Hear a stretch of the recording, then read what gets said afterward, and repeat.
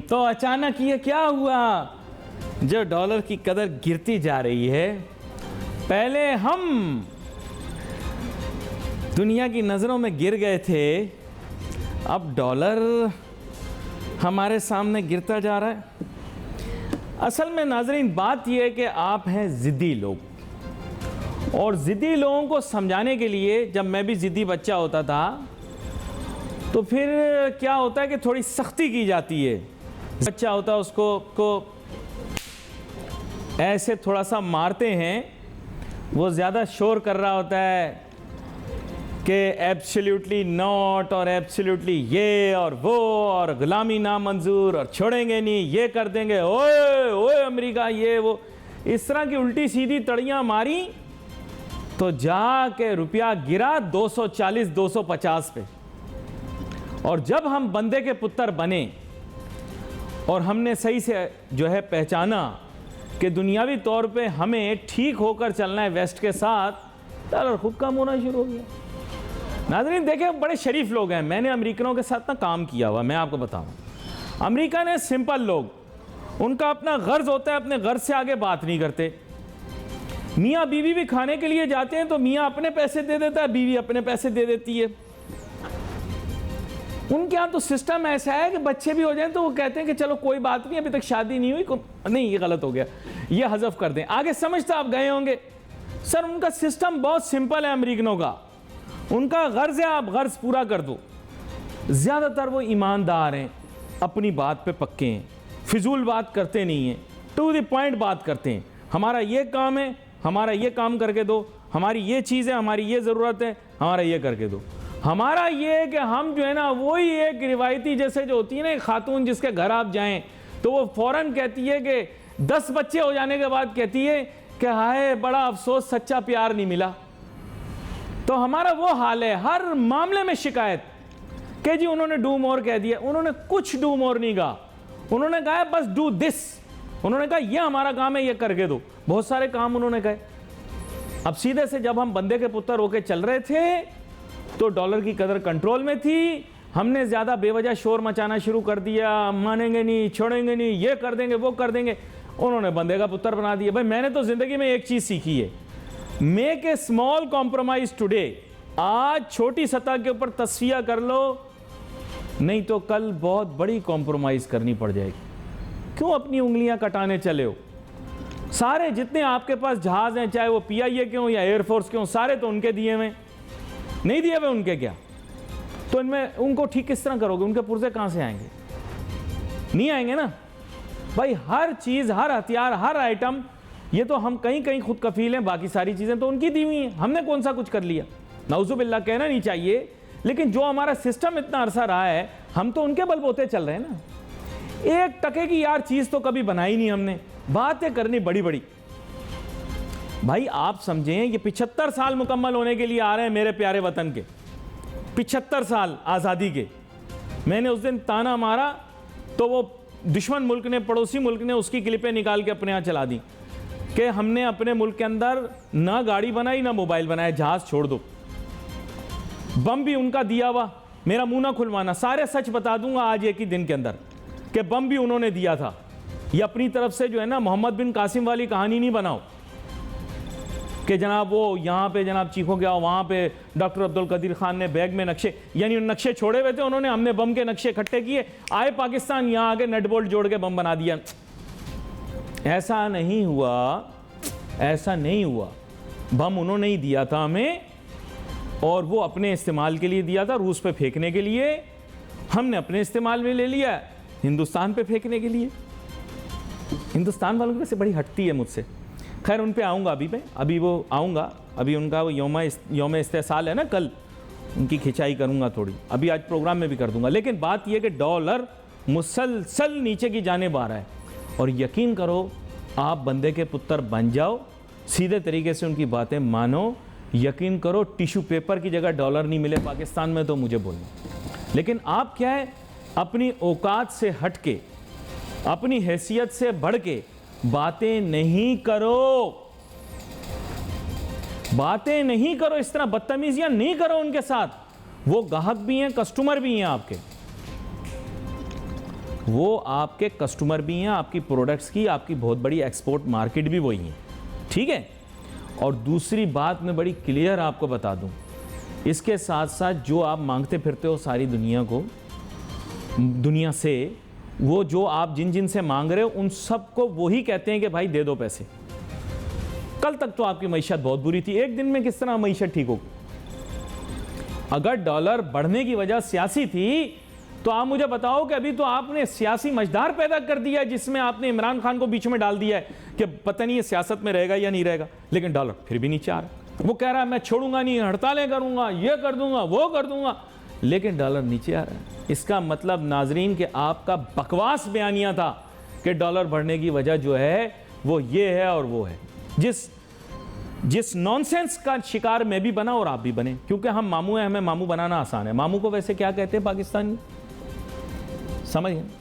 वो समझ गए, कह नहीं सकते असल में, टीवी पे ना समझता गए सब, है ना। तो हमें ज्वाइन कर रहे हैं जनाब एहसन मेहनती साहब, मुल्क के मारूफ इक्तसादी तज्ज़ियाकार हैं, मईशत के शोबे पर बड़ी महारत रखते हैं, और इनसे मैं यही जानना चाहूँगा कि जनाब वाला अब आगे क्या होने वाला है, क्योंकि इनकी काफ़ी पेशगोइयाँ सही निकली। और वेलकम करता हूँ आपको एहसन मेहनती साहब। एहसन मेहनती साहब की आवाज़ गालिबन मुझ तक नहीं पहुँच रही, चलें उनसे रब्ता करने की कोशिश करते हैं। जी थैंक यू। जी एहसन मेहनती साहब, आपको मेरी आवाज़ आ रही है? जी मुझे आ रही है। एहसन मेहनती साहब, मैं आपसे जानना चाहता हूं कि अब आगे क्या होगा, क्योंकि पिछली मर्तबा आपसे गुफ्तगू हुई तो आपने बड़ी अहम पेशगोई की, और पेशगोई जो है वो काफ़ी हद तक निशाने पर लगी। अब आगे ऐसा दिखाई देता है कि IMF के साथ मामला तय पा जाएंगे, क्योंकि पाकिस्तान के वेस्ट के साथ भी मामला तय पा गए हैं, और जियो पॉलिटिकल सिचुएशन और इंटरनेशनल डिप्लोमेटिक फ्रंट के अंदर पाकिस्तान काफ़ी बेहतर पोजीशन पर आ चुका है। आपके ख्याल से is the economy going to recover?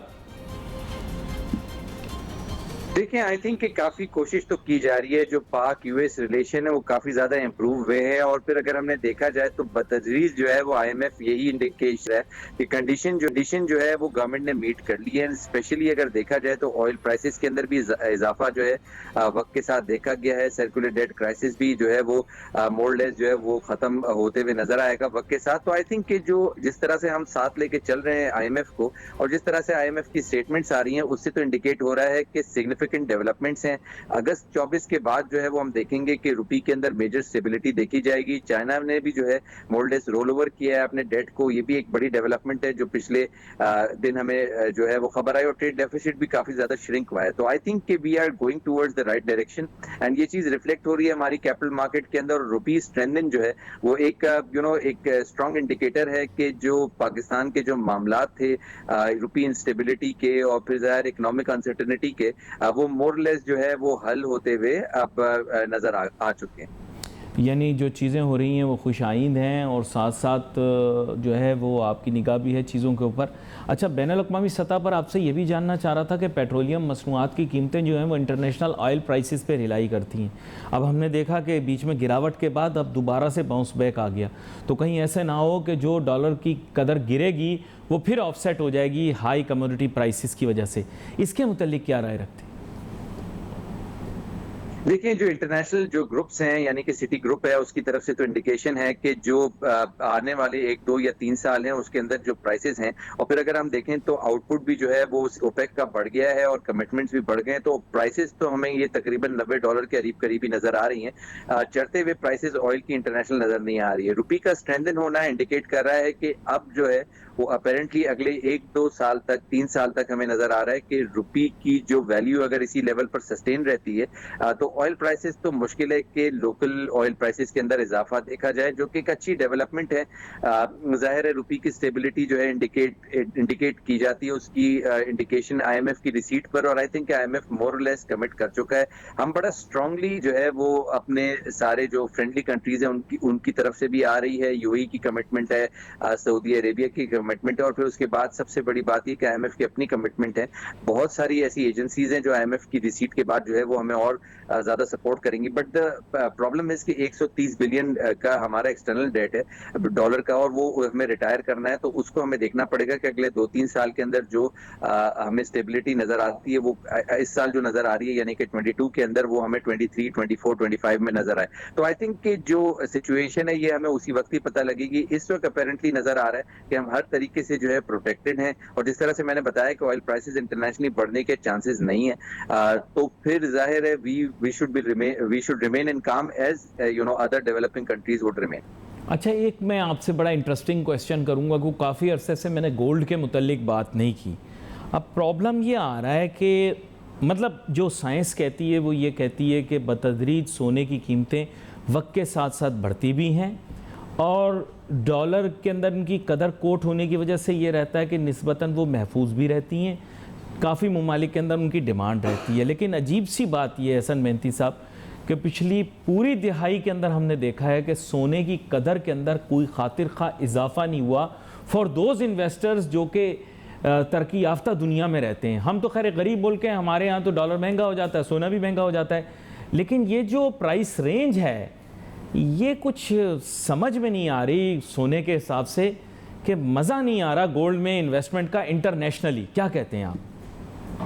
देखिए, बिल्कुल आपकी बिल्कुल बात ठीक है कि जो ग्लोबल ऑयल प्राइसेस हैं उनके अंदर इजाफा देखा नहीं जा रहा, और अगले 2-3 साल तक भी अपेरेंटली अगर डॉलर स्ट्रांग होता है तो ये सोना जो है मोरलेस इसी लेवल पर रहेगा। अब जो जितना गेन पाकिस्तान में भी होना था मोरलेस वो हो चुका है, और जाहिर है वो इतना ज्यादा इजाफा है कि जाहिर है वो मेरी और आपकी फिक्स इनकम जो की रिटर्न है, या फॉर एग्जाम्पल डिविडेंड इनकम के रिटर्न है, उससे कहीं ज्यादा रिटर्न जो है। और फिर ये जो अल्टरनेटिव एसेट्स होते हैं उसके अंदर मामला इसी तरह से होता है कि साथ रिटर्न मिलता है 3, 4, 5 सालों का, और हमने देखा कि ये पिछले 4-5 महीनों के अंदर जो सोने ने रिटर्न दिया है वो 4-5 साल की उसने जो है वो अपनी रिटर्न को कवर किया है, यानी कि मे बी 50-60% जो है सोने में लोकली इजाफा हो गया। तो आई थिंक कि अब इसको रहने दें इसी लेवल पर, और अपेरेंटली हमें नजर आ रहा है कि इकोनॉमिक स्टेबिलिटी पाकिस्तान की जो है वो हो गई है। क्रैकडाउन भी हुआ है एक्सचेंज कंपनीज पे, 2-3 ब्रांचेस क्लोज हुई हैं एक्सचेंज कंपनीज के, और आई थिंक उनको टाइट करना या मॉनिटरिंग मैकेनिज्म एसबीपी का इंपॉर्टेंट था, उसी ने ही जो है नीजक दिया है। 10 रुपया एक दिन इंप्रूव बाय रुपी, और फिर उसके बाद 4-5 रुपये आज के दिन। तो आई थिंक कि 15 रुपए की रिकवरी रुपी की एक रीजनेबल रिकवरी है। अभी ये नजर आ रहा है कि अगर इसी लेवल पर 225 के लेवल पर या 20 के लेवल पर अगर रुपया सस्टेन कर जाता है तो we will be in a situation कि जहां पर इन्फ्लेशन हमारा इस वक्त हमें 25% आ गया है, 24.9। तो अब इसको जो है वो हमें देखना है कि इसी लेवल पर ये इन्फ्लेशन रहे। नेक्स्ट मंथ हमें कोई नया नंबर नहीं मिल जाए जो कि पॉसिबली हमारे पॉलिसी रेट को बढ़ा सकता है 100 से 200 बेसिस पॉइंट, जो कि सिटी ग्रुप ने इंडिकेट किया है। तो I think need of the time है ये कि हम इस तरह की दुआएं करते रहें कि किसी भी तरीके से हमारा पॉलिसी रेट नहीं बढ़े, क्योंकि अगर पॉलिसी रेट बढ़ जाता है तो कैपिटल मार्केट के अंदर प्रेशर देखा जा सकता है आने वाले टाइम में। और आई थिंक कि it's need of the time कि IMF भी इस चीज को समझे कि रुपये के गिरने की वजह से हमें ये इन्फ्लेशन का सामना है। अच्छा देखें, there is a method to the madness. बहुत सारी ऐसी चीज़ें जो कि अखबारों में शाया नहीं होती, ना किताबों में आती हैं, ना जरीदों ना रिसालों में। मेन एम ये है कि इन्फ्लेशन की एक वजह एक्सेसिव लिक्विडिटी भी बनेगी, क्योंकि एक बाकायदा गेम प्लान के तहत लोगों का कहना है, मैं नहीं कह रहा, लोगों का कहना है एक गेम प्लान के तहत डॉलर को महंगा करके कुछ अनासिर हैं हमारे मुल्क के अंदर जिन्होंने डॉलर दबा के बेचे हैं, और पाक रुपये को जो है वो एक तरह से अपने पैसे वाइट भी कर लिए हैं और उनके ऊपर प्रीमियम भी अर्न कर लिया है। लेकिन सबसे बड़ा प्रॉब्लम ये है कि अब उन ग्रुप्स के पास या उन लोगों के पास एक्सेस लिक्विडिटी आ गई है। अब वो लगाएंगे लेकिन पैसा कहाँ, ये समझ से बाहर है, क्योंकि पाकिस्तान के अंदर avenues of investment with in the realm of PKR बहुत कम हैं। तो ये तो एक चीज़ है। आपको पता होगा करेंसी इन सर्कुलेशन की खबरें खामोशी से और करेंसी प्रिंटिंग की खबरें खामोशी से छप रही हैं अखबारों में, लेकिन उन पर ज़्यादा बात नहीं हो रही। तो एक्सेसिव लिक्विडिटी को कैसे हैंडल करेंगे? कोई तरीकाकार है हमारे पास? देखिए, एक्सेसिव लिक्विडिटी तो पॉलिसी रेट के बढ़ाने का जो रीजन होता है वो एक्सेसिव लिक्विडिटी को जो है वो किसी तरह से एब्जॉर्ब करना होता है, और गवर्नमेंट ने अच्छे PIDs अभी इस वक्त जो है वो ऑप्शन किए हैं। आई थिंक कि आने वाले वक्तों के अंदर जो पॉलिसी रेट के इजाफे की जो खबरें हैं, और अगर वो अगर मैच्योर हो जाती हैं तो जाहिर है हमें नजर आएगा कि फिक्स इनकम की तरफ जो है पैसा काफी ज्यादा जाएगा। कैपिटल मार्केट थोड़ी डल इसी वजह से रहेगी कि एक तो अर्निंग वीक है, चाहे बैंकिंग सेक्टर आप देख लें जहाँ पे एडवांसेस काफी बड़े हैं, वहां पर भी जो है 20% हमें जो है ग्रोथ नेगेटिव साइड पर फर्टिलाइजर कंपनीज के लॉसेज नजर आ रहे हैं, तो और मोटर कंपनीज यानी कि ऑटो कंपनीज तो बंद हो चुकी हैं। तो ये सारी चीजें जो है वो डेवलपिंग सिचुएशन है जहाँ पे कैपिटल मार्केट के मल्टीपल्स पहले हमें 3 के नजर आ रहे थे, अब वो कंपनी बंद हो गई तो वो तो लॉस मेकिंग कंपनीज बन गई हैं। तो आई थिंक कि कैपिटल मार्केट भी एक एवेन्यू होगा जहां पर गुंजाइश है, पावर कंपनीज वगैरह के डिविडेंड्स अच्छे हैं, बट मेनली तो वो फिक्स इनकम की तरफ जाएगा, यानी कि गवर्नमेंट जो है वो ये सारा लोन एब्जॉर्ब करेगी बजट डेफिसिट को मीट करने के लिए, सारी लिक्विडिटी उस तरफ जाने पे की तवक्कुआत है। ये पॉइंट बड़ा ही अहम आपने जिक्र किया है। मेरे ख्याल से पाकिस्तान में बहुत कम लोग इससे वाकिफ हैं। डॉलर ना हुआ, पीर बाबा की हाउसिंग सोसाइटी हो गई। 150 रुपए की चीज को उठा के 250 रुपए का कर दिया, 250 की 222 पे आ गई, 220 पे आ गई। अभी मुझे बता रहे हैं डॉलर की कदर, तो कह रहे हैं साहब सेल लग गई, रुपए ने डॉलर को कुत्ते की तरह मारा, ये कर दिया, हमने भून दिया, हमने ठुड्डे मारे, डॉलर की मुसलसल गिरावट। यार समझ नहीं आई आप लोगों की जुबान की। पीर बाबा की हाउसिंग सोसाइटी में भी यही हुआ है। जो प्लाट 20 लाख का नहीं होना चाहिए, वो पीर बाबा बड़े होशियार हैं, उन्होंने 52, 58 और 60 लाख तक का पहुंचा दिया। अब उसके बाद वो गिर गए, 40-42 का हो गया, अब बोल रहे हैं सस्ता हो गया। और बड़े मजे की बात यह है कि पीर बाबा की हाउसिंग सोसाइटी में टीवी एंकर बन गए सेल्स पर्सन, यानी साफी जो हैं वो अपने यूट्यूब चैनल और दीगर सोशल मीडिया के चैनलों के जरिए वो बेच रहे हैं प्लाट। यार ये वाला काम ठीक है। अली नासिर तू बेवकूफ़ है, यहाँ बैठ के सच बोलता रहता है। छोड़ ये काम, बेच मंजन, बेच मंजन, पीता जा पानी, कवाली करता जा। यहाँ पर मेरे साथ बहुत ही आम मेहमान शामिल गुफ्तगू थे। ब्रेक पे जाने से पहले एहसन मेहनती साहब, उनकी जानिब जाऊँगा। बीच में थोड़ी सी मज़ाहिया बात भी कर देता हूँ। एहसन मेहनती साहब लोग समझ तो जाते हैं, मज़ा भी ले लेते हैं, लेकिन ये कि मैं आपकी जानिब यही चीज़ लेकर आऊँगा कि कुछ ऐसा महसूस हुआ है कि किसी ने कोई बहुत बड़ा खेल खेल दिया है और डॉलर की कदर में उतार चढ़ाव ये कुछ सिमिलर है। दूसरे थर्ड वर्ल्ड कंट्रीज़ के अंदर भी इसी तरह की स्पेकुलेशन हुई। आपको याद होगा आपकी मेरे लड़कपन के दौर में ये एशिया भी यही काम हुआ था, जब जॉर्ज सोरोस ने इसी तरह के काम किए और फिर बाद में महातिर मोहम्मद साहब ने जॉर्ज सोरोस लोगों के मुतल्लिक भी कुछ अलकाब भी, कुछ बातें भी की। जब करेंसी स्पेकुलेशन की गई लेट 90s वाली, तब पाकिस्तान में भी दबाव आया था। ये जो है ये भी उसी तरह का कोई खेल लग रहा है, क्योंकि history is repeating itself and what is going on is not unique to Pakistan. It has taken place in India, in Bangladesh, before us in Lebanon and also in Sri Lanka, in so many other third world countries. तो ये आप क्या कहेंगे, ये कोई collective कोई game था जो कि पूरी दुनिया में खेला गया, उसका शिकार हम भी हो गए? देखिए, आई थिंक कि ऐसा तो नहीं हुआ कि कोई किसी की जो है वो इसके अंदर जो है कोई डेवलपमेंट है, बट बात ये है कि इसके अंदर जो क्राइसिस हुए थे यूक्रेन एंड रशिया के, और जो हमने देखा कि जियोपॉलिटिकल अनसर्टेनिटी आई ताइवान को लेके, यूएस के जो सर्कमस्टांसेस हैं, आई थिंक कि ये सारी चीजें इंडिकेट कर रही हैं कि कहीं जो ट्रांसपोर्टेशन कॉस्ट है उसके अंदर इजाफा आया, कहीं जो ग्लोबल कमोडिटी प्राइसेस है उसके अंदर भी इजाफा आया, बिकॉज जो मेन सप्लायर्स थे, चाहे वो गैस सप्लायर हो, व्हीट सप्लायर हो, और उनके बीच में आपस में रिफ्ट हो गई यूक्रेन एंड रशिया, और फिर उसके बाद ये सारी चीजें जो हमें नजर आ रही हैं, जाहिर है ऑयल प्राइसेस भी इसके अंदर उसके इजाफा देखा गया। बट अब ये है कि ये अब एक इसको नॉर्मलाइज करने की कोशिश की जा रही है। लोग जाहिर है डिस्पाइट द फैक्ट कि यूएस एंड चाइना का रिफ्ट है ताइवान पर, इस वक्त बुलिश कॉल्स हैं चाइना की फॉर एग्जांपल मार्केट्स पर, तो आई थिंक कि ये चीज इंडिकेट कर रही है कि ये ग्लोबल एक अनप्रेसिडेंटेड या अनएक्सपेक्टेड जो है वो रिफ्ट आया बिटवीन रशिया एंड यूक्रेन, जो कि पुराना सा मसला था नेटो का लेके। तो आई थिंक कि उसके बाद जब ये ग्लोबल कमोडिटी प्राइसेस के अंदर इजाफा देखा गया और जब ये इसकी डेवलपमेंट देखी गई और ये जब वक्त के साथ हमने देखा कि इसके अंदर जो प्राइसेस हायर साइड पर थी, अब उसकी भी हाफ, यानी कि पाम ऑयल प्राइसेस अगर आप देख लें या दीगर कमोडिटी प्राइसेस कौन देख लें, और ये फिर उसके अंदर गिरावट भी आई। तो ये नुकता आपने बड़ा अहम उठाया पाकिस्तानी मीडिया के ऊपर, तो इस बारे में कोई हुई, क्योंकि पाकिस्तान में लोग जानते भी नहीं है कि ताइवान कहाँ है। आप तो माशाल्लाह ज़हीन, आप बैनुल अक़वामी मामलात पर निगाह रखते हैं। असल में हमारे यहाँ तो सब लोग 99.999% जो है वो हमारे साफ़ी वगैरह तो उनको पता भी नहीं है कि ताइवान नक्शे पे कहाँ है और इस कॉन्फ्लिक्ट वन चाइना ये क्या मामला है। लेकिन बुनियादी बात ये, क्या इंटेलिजेंस रिपोर्ट्स थी कि ताइवान के ऊपर चीन हमला करने वाला है, जैसे रूस ने यूक्रेन पर हमला किया? क्योंकि टर्म आपने यूज़ की unprecedented, it was completely unprecedented कि ये एस्केलेशन रीजन के उस यानी उस दुनिया के उस रीजन में एस्केलेशन हो जाए जहां पर तवक्को भी नहीं की जा सकती थी। और आपको पता है कि मिलिट्री एक्सरसाइजेज में कल्मिनेट इनटू कॉन्फ्लिक्ट। लोग इस हद तक बातें कर रहे हैं, हमें तो इस चीज़ नहीं आ रही, लेकिन China is furious right now. और ऐसा हो सकता है कि ये मिलिट्री एक्सरसाइजेज जो हैं they may spill over into a regional conflict. क्या कहते हैं आप?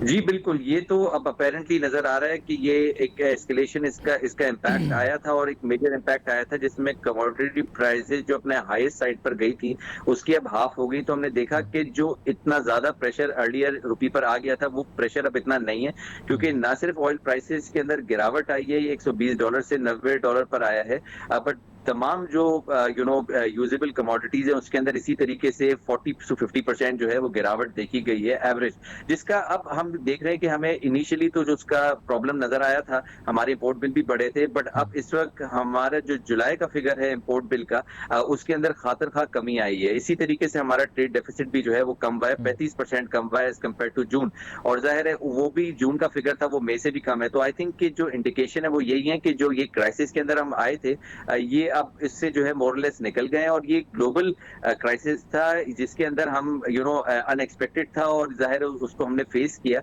और किसी भी तरीके से अब हम हमारे फ्रेंडली कंट्रीज की हेल्प से या IMF की हेल्प से उस क्राइसिस से जो है वो निकल आए, जिसकी वजह से हमारी जो करेंसी है वो वीक हो गई थी, हमारे इंपोर्ट बिल बढ़ गए थे, और जाहिर है $17 बिलियन का इंपोर्ट बिल, इससे पहले ट्रेड डेफिसिट हमने इनकर नहीं किया, करंट अकाउंट डेफिसिट हमने इनकर नहीं किया था। तो अब ये है कि अब आने वाले टाइम पीरियड में हमें ये $17 बिलियन नजर नहीं आएगा, और मोर लेस ये $5-6 बिलियन पे हमारी रिजॉल्व हो जाएगा, जिस तरह से सर्कमस्टांसेस होते हुए नजर आ रहे हैं। देखिए, ये बहुत सारी चीज़ें मुझे आई वॉश भी लगी, मैं कहना नहीं चाहता लेकिन आपके साथ डिस्कस की जा सकती है बात। वैसे जैसे मैं आपको बताया 99.99% पाकिस्तान की पॉपुलेशन को तो समझ भी नहीं आएगा कि हम क्या बात कर रहे हैं, लेकिन जिन 0.01% को समझ आएगा, मुल्क तो वही चला रहे हैं ना सर, आपकी मेरी बातें तो वही सुन रहे होंगे जो मुल्क चला रहे हैं। तो अब मैं आपसे ये जानना चाहता हूँ एहसन मेहनती साहब कि अचानक हमने देखा, पहले हमने कुछ चीज़ें अशिया ममनुआ में शामिल कर दी, जिसमें मोबाइल फ़ोन, गाड़ियाँ वगैरह सब शामिल हो गई। फिर उसके बाद एक मुल्क है उसके सफारत खाने ने या उनके सिफारतकार ने आकर कहा कि साहब क्यों बैन कर रहे हैं, क्या ज़रूरत बैन करने की। और फिर उसके बाद जो है पाकिस्तान ने रिस्ट्रिक्शंस एकदम लिफ्ट कर दी, मोबाइल फ़ोन पर से भी, कारों पर से भी, और चीज़ों पर से भी। और फिर उसके बाद डॉलर गिरना शुरू हो गया।